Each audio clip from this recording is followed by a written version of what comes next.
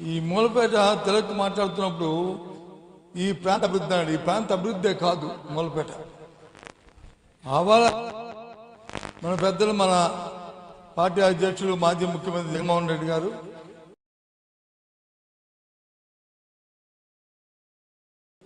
ఈ రాష్ట్రంలో 3 ప్రభుత్వ పోర్టుల్ని, ఒక ప్రైవేట్ పోర్ట్ని మచిలీపట్నం కానీ, లేకపోతే రామాయపట్నం కానీ, మూలపేట కానీ వీటిని పెట్టడానికి కారణం ఈ రాష్ట్రం దిగుమతుల్లోనూ ఆర్థికంగా అభివృద్ధి చెందాలని, ఏదైతే సుదీర్ఘమైన తీరం ఉందో, సముద్ర తీరం ఉందో దాన్ని వినియోగించుకోవాలని, ఆ ప్రాంతాల్లో ఉన్న ఎవరైతే మత్స్యకారులు కానీ, సామాన్యులు కానీ, రైతాంగం కానీ, రైతు కూలీ కానీ తద్వారా అభివృద్ధి చెందాలని ఆ రోజు ఒక దూరదృష్టితో ఆయన నిర్ణయం తీసుకొని ఇవాళ ఈ మూలపేట పోర్టుని ఆ రోజు శంకుస్థాపన చేసి,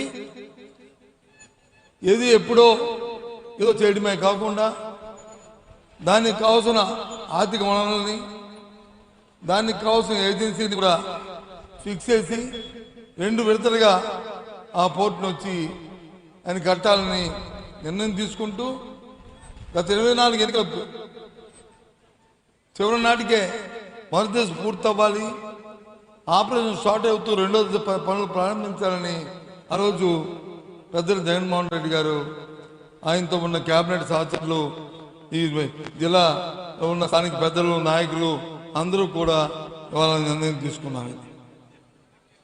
ఆ రోజు పోర్టు శంకుస్థాపనప్పుడు వేదిక మీద పెద్దలతో పాటు నేను కూడా వచ్చాను. ఆ రోజు చూసాం, ఆ రోజు ఇది ఇంత ఈ పోర్టు వస్తే ఈ ప్రాంతం ఎంతో అభివృద్ధి చెందుతుంది, ఈ రాష్ట్రం ఆర్థికంగా ఎంతో నిలదొక్కుంటుంది, మన అవసరమైన మరి వస్తువులు ఎగుమతులకి ఇది చాలా ఆవశ్యకత ఉంటుందని చెప్పి మేము తలచాం. కాబట్టి దురదృష్టం, రాజకీయాల్లో గెలుస్తాము, పోతాము, ఓటములు గెలుపు తినం, కానీ కార్యక్రమాలు స్వాస్థ్యంగా ఉండాలి. కానీ వచ్చిన ప్రభుత్వం వీటిని పట్టించుకోలేదు. ఎంతసేపు జగన్మోహన్ రెడ్డి గారి పేరు వస్తుందో, లేకపోతే సేవకున్న స్థానిక పెద్దలకి పేరు వస్తుందో, వాళ్ళ తాలూకా మా మాట అంటారో అని ఆలోచన చేశారు తప్ప ఈ ప్రాంత ప్రజల తాలూకా మరి వాళ్ళ కష్టాల సుఖాల గురించి ఆలోచన చేయలేని నాయకులు. అందుకోసం మళ్ళీ సభ పెట్టాం. ఈ ప్రభుత్వం ఒత్తిడి తీసుకోవాలి, ఈ ప్రభుత్వాన్ని కళ్ళు తెరిపించాలని.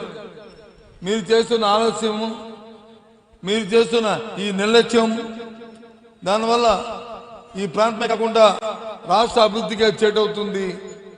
ఇది మంచి సాంప్రదాయం కాదు అని కళ్ళు తెరిపించడానికి ఇవాళ సభ పెట్టాం.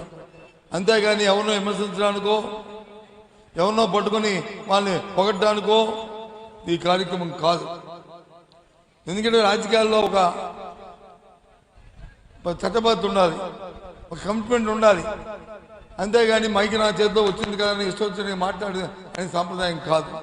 ఎందుకంటే ఇప్పుడు చెప్పాడు తిరక్కు ఏమని, మేముంటే అది చేసామని చేసామని నువ్వు అనుకుంటున్నావు, కానీ తిరక్కు ఏమీ చేయలేరు. మీ రామ్మోహన్ నాయుడు సంగతి ఒక చిన్న మాటలో చెప్పిద్దా నేను, చిన్న మాటలో. ఆయన పౌర విమానయాన శాఖ మంత్రి, ఎంతసేపు భోగాపురం ఎయిర్పోర్ట్కి వచ్చి వెళ్ళి అక్కడ రీల్ తీసుకుంటాడు. భోగాపురం ఎయిర్పోర్ట్ ఎవరిదండి? భోగాపురం ఎయిర్పోర్ట్కి కావాల్సిన ల్యాండ్ని, భోగాపురం ఎయిర్పోర్ట్కి కావాల్సిన శాంక్షన్స్ అన్ని వైసీపీ ప్రభుత్వంలో జగన్మోహన్ రెడ్డి గారి నాయకత్వంలో వాటికి అన్నింటికి ఇచ్చారు.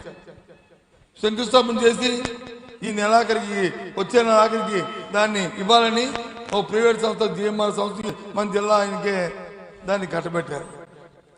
దాన్ని వాళ్ళు వచ్చి వారి దగ్గర నుంచి ఫైనాన్స్ క్లోజర్ అయింది, ఆ పని బ్యాంకుతో జరుగుతుంది.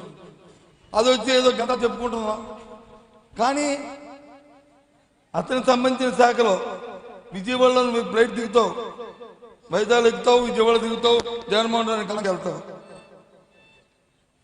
మరి ఆ ఎయిర్పోర్ట్ వచ్చి అది ఎయిర్పోర్ట్ అథారిటీ ఆఫ్ ఇండియా, అది మరి 2 సంవత్సరాలు అయింది. మరి ఎందుకు మరి అది పూర్తవలేదు? ఈ చిన్న పోర్టు అది చిన్న ఎయిర్పోర్టు, దానికి ఎంత అక్కర్లేదు, ఎంత డబ్బులు అక్కర్లేదు, ఎంత శ్రమ అక్కర్లేదు, ఎంత అక్కర్లేదు. అంటే వాళ్ళ తాలూకు పటుత్వం, వాళ్ళ కమిట్మెంటు, వాళ్ళ వ్యవహారం నీకు చెప్పడానికి అని చెప్తున్నాను. ఊరికే పాపం గొంతుంపుకొని ఏదేదో సాధించారని చెప్పి పాపం చాలా కష్టపడి అంత చెప్తున్నావు. ఏమక్కర్లేదు వాళ్ళకి. ఈ వ్యవస్థ మీద కానీ, ఈ రాష్ట్రం మీద కానీ, ఈ ప్రాంత ప్రజల మీద కానీ వాళ్ళకి ఎవరికి మక్కువ లేదు. వాళ్ళకి కావాల్సిందంతా వాళ్ళ సొంతంగా వాళ్ళ పబ్లిసిటీ కోసం, ఇవాళ ఉన్న ఈ కూటమి ప్రభుత్వం వాళ్ళ పాపకం కోసం, వాళ్ళ మెప్పు కోసం, వాళ్ళ మేలు కోసమే వాళ్ళ కార్యక్రమాలని ఆలోచన చేస్తారు. చెప్పడానికి ఇది చిన్న ఉదాహరణ. నేను చూశాను, ఏదో అమరావతి గురించి ఏదో మాట్లాడి ఎవరు అచ్చెన్నాయుడు గారు ఏదో అమరావతికి వచ్చి మళ్ళీ చట్టబద్ధ గురించి నాకు తెలిసి ఆ తీర్మానం దేనికి పనికిరాదు. అయినా సరే రాష్ట్రాలు అనేవి, రాజధాని అనేది ఆ రాష్ట్రం తాలూకా ఇష్టం. నువ్వు గత ప్రభుత్వంలో దాన్ని రాజధానిగా గుర్తించి తీర్మానం చేసి పంపావు. ఎంత ఖర్చు పెట్టావు దానికి? 4,000 కోట్లు ఖర్చు పెట్టి 2,000 కోట్లు బిల్లు ఇచ్చి 1,000 కోట్లు వచ్చి కేంద్రం తెచ్చి దానికి 1,20,000 కోట్లు వచ్చి దాన్ని పెట్టి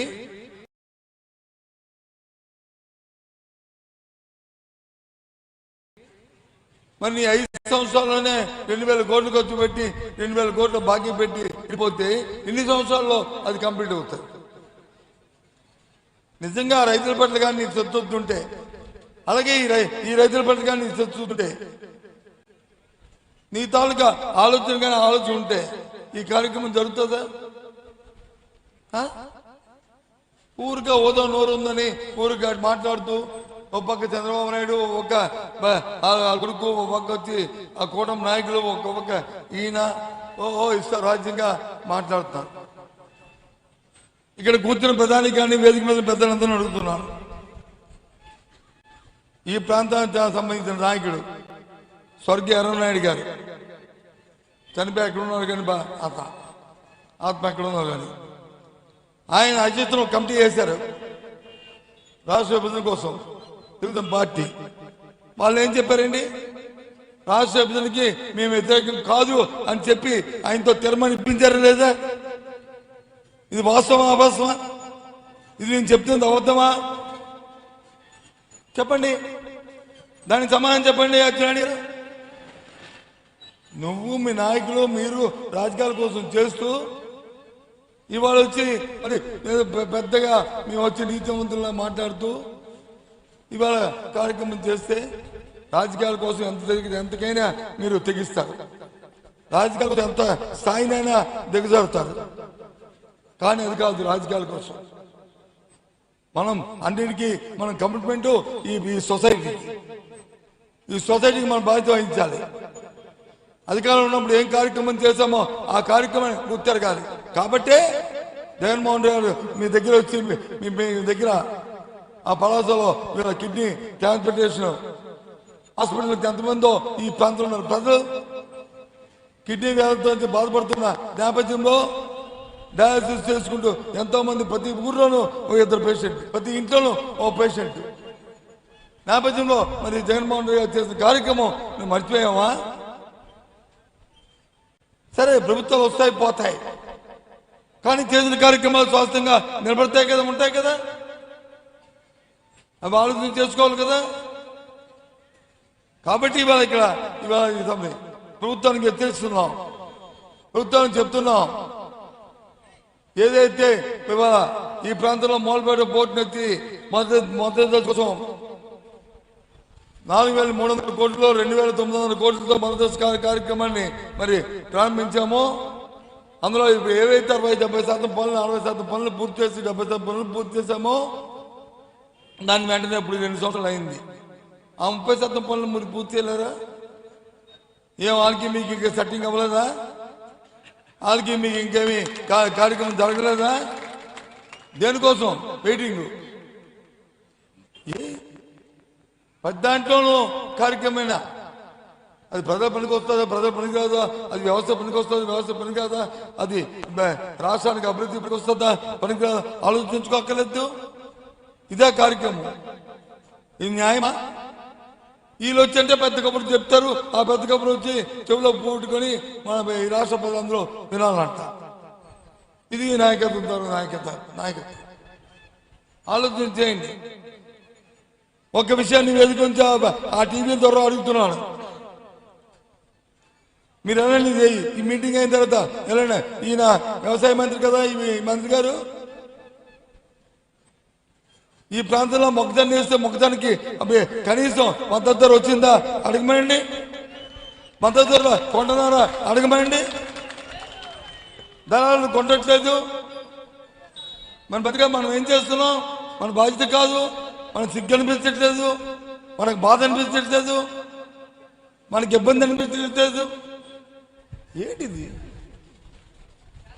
సరే, అదృష్టానికో దురదృష్టానికో ఆ జరిగిన చర్చ సమావేశంలోనో లేదా పెట్టిన మార్పిడి వల్ల లేదా ఏ కార్యక్రమంలో గెలవచ్చు, ఎమ్మెల్యేగా అవ్వచ్చు, ప్రభుత్వం రావచ్చు, పోవచ్చు.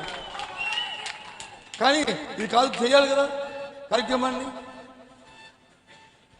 ఇవాళ చేయకుండా ఏమనంటే పెద్ద పెద్ద మాటలు పెద్ద నేను నా తెత్తుంటే మన సుఖమేంటి?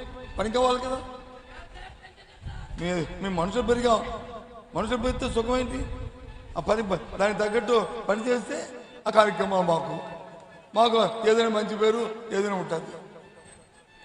రైతుకి ఇచ్చిన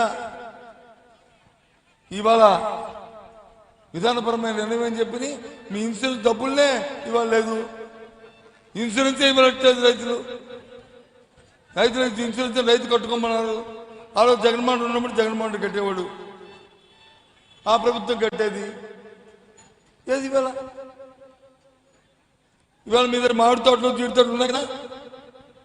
గత సంవత్సరంలో ఇన్సూరెన్స్ క్లెయిమ్ ఎంత ఇచ్చేవారు ఎకరానికి, ఈ సంవత్సరం ఎంత ఇస్తాను అడగండి.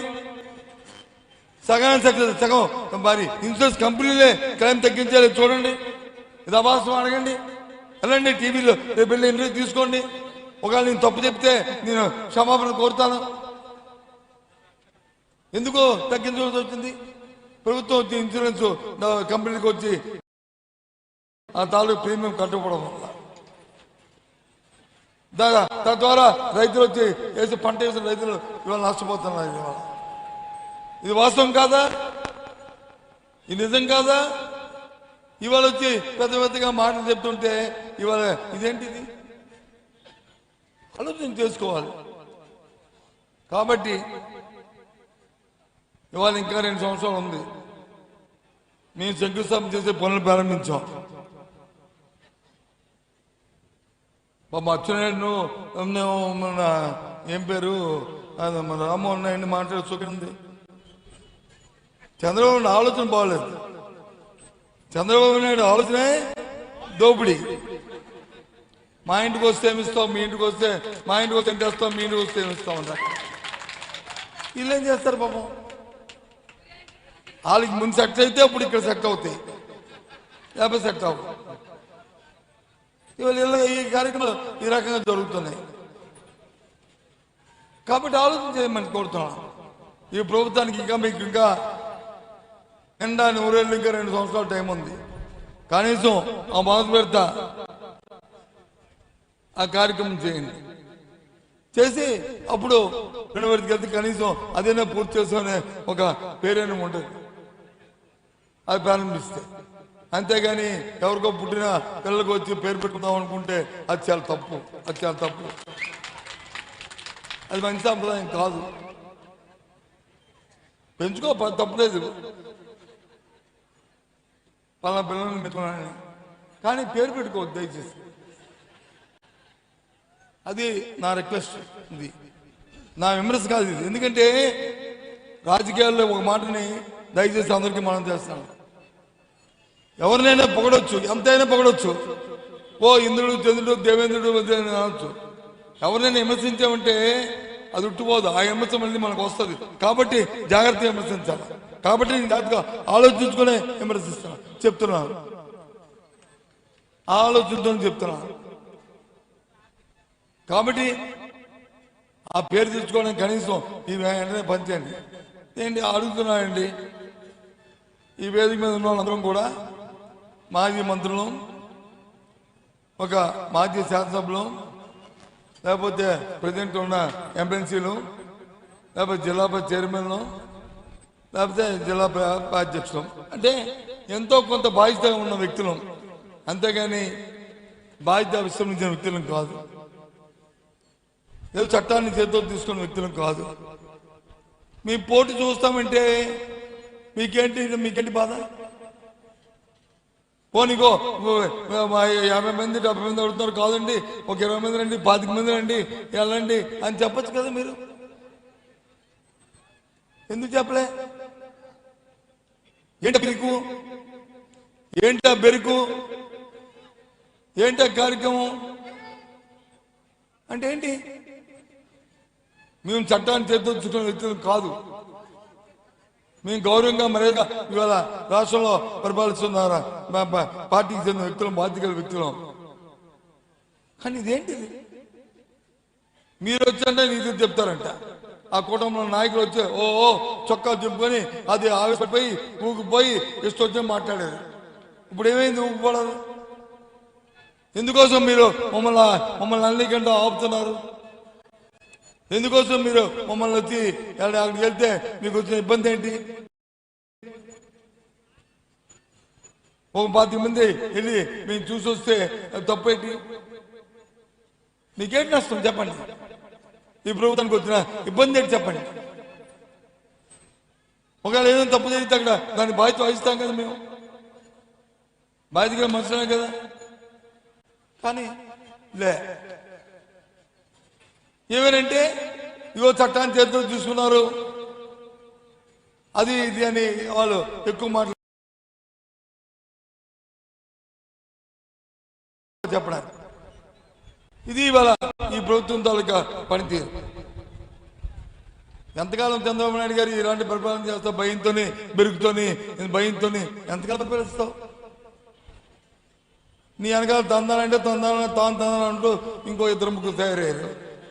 వాళ్ళు నీ మాటలు వచ్చి కింద పడిపోకుండా మీ 20 సంవత్సరాలు 30 సంవత్సరాలు 50 సంవత్సరాలు ఉందామని అంటే ఎంత భయం ఉందో ఆలోచించేయండి. ఎప్పుడైనా తప్పించేది అధికారులకు వచ్చేస్తాడు ఎంత భయంతో ఉన్నారో ఆలోచించేయండి. మీ తాలూకా మీ మనసులో ఉన్న మాటలే, మీ బాధనే, మీ భయమే మీ మాటల్లో చెప్తుంది, మీ ముఖాల్లో కనిపిస్తుంది, మీ వేష భాషల్లో కనిపిస్తుంది.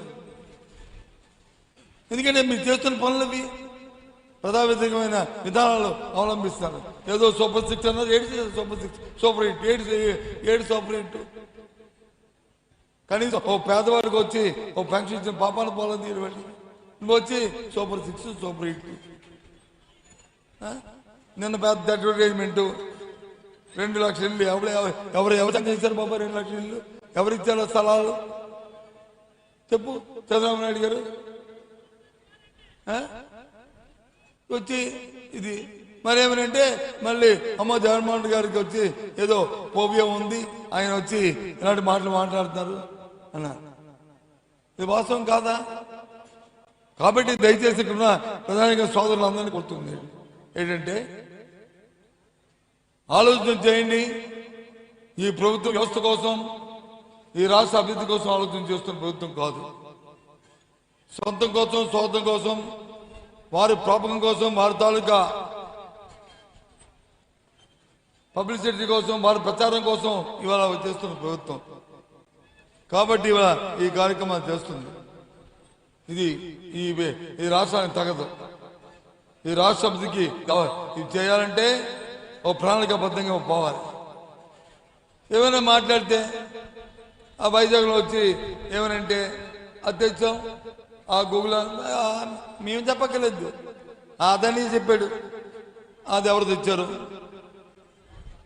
ఎంతెందుకు అప్పుడు ఇక్కడ ఉన్న కాంట్రాక్ట్ విశ్వ సముద్రం అడగండి వెళ్ళి, లేకపోతే ఆ జీఎంఆర్ అడగండి వెళ్ళి ఎవరు తెచ్చారు? లేదా మీ కిడ్నీ హాస్పిటల్ డాక్టర్లు వెళ్ళి డాక్టర్లు అడగండి ఎవరు తెచ్చారు, ఎవరు కట్టించారు? మాకు అక్కర్లేదు పేరు, మేము అడగట్లేదు, మేము దాన్ని మాకు అలవాటు ఏది ప్రచారం చేసుకొని డప్పులు పట్టుకొని బ్యాండ్లు పట్టుకొని వాయించుకొని మేము చెప్పుకోవాల అవసరం మాకు లేదు. వ్యవస్థే చెప్తుంది, ఆటే చెప్తుంది. ఆ కార్యక్రమాలే మాకు మాకు మా శ్రీరామ రక్ష. మాకు చాలా ఆత్మసంతృప్తి. ఈ ఉత్తరాంధ్ర ప్రాంతంలో వచ్చిన విద్యా వ్యవస్థలో జరిగిన మార్పుల్లో వైజాగ్లో మెడికల్ కాలేజ్ వచ్చినా, విజయనగరంలో యూనివర్సిటీ వచ్చినా, వైజాగ్ శ్రీకాకుళంలో యూనివర్సిటీ వచ్చినా, శ్రీకాకుళంలో మెడికల్ కాలేజ్ వచ్చినా, హాస్పిటల్స్ వచ్చినా, పోర్ట్లు వచ్చినా, లేకపోతే సీ పోర్ట్ వచ్చినా, లేదా రాష్ట్రంలో 10 షిప్పింగ్ హార్బర్లు వచ్చినా, 10 షిప్పింగ్ హార్బర్లు వచ్చినా, ఇవన్నీ కూడా పరిపాలనలో భాగమే తప్ప ఏదో ప్రత్యేకంగా కాదు. ఈ రాష్ట్ర అభివృద్ధిలోకి చేద్దామన్న ఆలోచనతోనే ఆ కార్యక్రమాలు చేశాం. కాబట్టి దయచేసి ఆలోచించమని మిమ్మల్ని అందరూ కోరుకుంటూ, ఇంకా పెద్దలు చాలామంది మాట్లాడాలని మరి వాళ్ళు మాట్లాడతారు దయచేసి. కాబట్టి ఈ ప్రభుత్వాన్ని హెచ్చరిస్తున్నాం, ప్రభుత్వాన్ని కోరుతున్నాం, పోటీని త్వరితగతిగా చేయండి. ఈ రాష్ట్ర అభివృద్ధిలో మీరు భాగస్వాములు కండి. అలాగే ఈ ప్రాంత అభివృద్ధికి మీరు తోడ్పడిన తప్ప ప్రాంత వినాశాన్ని రాకండి. ఇప్పుడు వచ్చాను, వస్తే సర్పంచ్ వచ్చాడు, నాకు రిప్రజెంటేషన్ ఇచ్చాడు. ఏంటో రిప్రజెంటేషన్ అంటే ఈ ప్రాంత అభివృద్ధికి మీరు తోడ్పడిన తప్ప ప్రాంత వినాశాన్ని రాకండి. ఇప్పుడు వచ్చాను, వస్తే సర్పంచ్ వచ్చాడు, నాకు రిప్రజెంటేషన్ ఇచ్చాడు. ఏంటో రిప్రజెంటేషన్ అంటే సార్ మాకు వచ్చి రిహాబిలిటేషన్ ఉంది, మా డబ్బులు ఇస్తాను, ఇవ్వలేదు సార్, మాకు ఇది ఇస్తాను. ఎందుకంటే ఇది ఎన్నా లేకపోతే ఇంకెప్పుడు ఇస్తావు? 2 సంవత్సరాలు 2.5 సంవత్సరాలు అయింది. దానికి కూడా తెల్ల చొక్కా, పసుపు చొక్కావా, లేదా తెల్ల బ్యాడ్జియా, ఎర్ర బ్యాడ్జియా, నీలం బ్యాడ్జియా అని చూస్తారా దానికి? చెప్పండి, ఏంటండి ఇది? ఇటువంటి పరిస్థితులు ఇవాళ రాష్ట్రంలో ఉన్నాయి. కాబట్టి చాలా దురదృష్టకరం. సరే, జరిగిన తప్పులు జరుగుతుంటే మానవుడు సహజం. మిమ్మల్ని ఈ రాష్ట్ర ప్రధానికి అందరినీ కోరుతున్నాం, ఈ వేదిక ద్వారా, ఈ మీడియా ద్వారా. సరే, ఈనాడు ఏదో ఏబిఎన్ ఏదో టీవీపై ఆ సొంతానికో సొంతానికి వేసుకుంటాయి, కానీ వాళ్ళకి ఎంతసేపు భజించేయడానికి ఆలోచన చేస్తాయి. కానీ చేయండి, కానీ మీ వద్ద లేదు. కానీ నేను మాటలు అవాస్తవం అయితే రేపు ఉదయం మీ ఇష్టం తిప్పండి. నిజాలు అయితే మాత్రం చూపెట్టండి దయచేసి. ఎందుకంటే కొద్దిగానే వాళ్ళు రిలైజేషన్ రావాలని నా కోరిక. అందుకోసమే నేను రిక్వెస్ట్ చేస్తాను. కాబట్టి మిమ్మల్ని మనవి చేస్తూ, మరి ఇవాళ దాసాని కానీ లేకపోతే